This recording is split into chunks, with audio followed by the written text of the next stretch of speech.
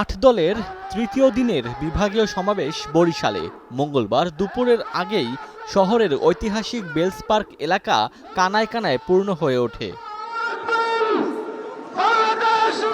খণ্ড খণ্ড মিছিল নিয়ে সমাবেশস্থলে জড়ো হন নেতাকর্মীরা, কণ্ঠে বেজে ওঠে স্লোগান।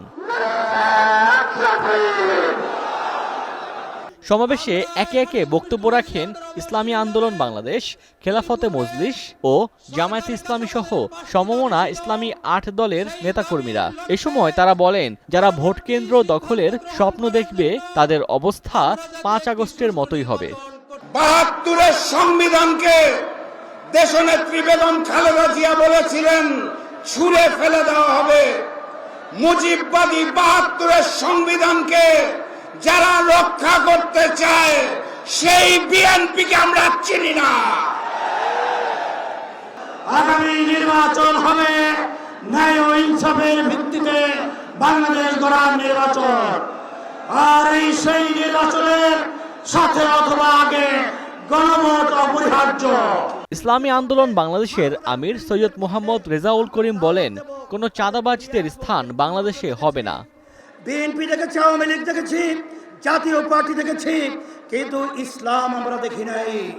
আমি সকল উদাত্ত আহ্বান জানাবো, আসেন একবারের মতো হলেও আপনার কি ইসলামের জন্য বাংলাদেশের সংসদের মধ্যে আপনারা ডিল করতে পারেন।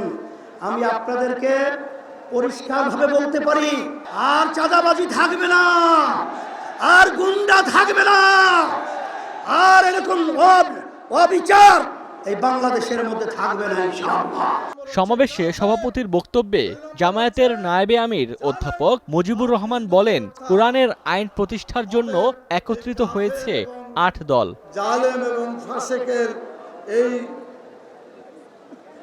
অপবাদ যাতে আপনার ঘাড়ে না আসে, বাংলাদেশের 18 কোটি মানুষকে বলবো যে আসেন আমরা বাংলাদেশকে চালাই মানুষের আইন দিয়ে নয়, আল্লাহর নাজিলকৃত যে বিধান কোরআনের আইন দিয়ে বাংলাদেশকে চালাই, তাহলেই আমরা এই অপবাদ থেকে রক্ষা পাবো। কথা ঠিক কিনা বলেন?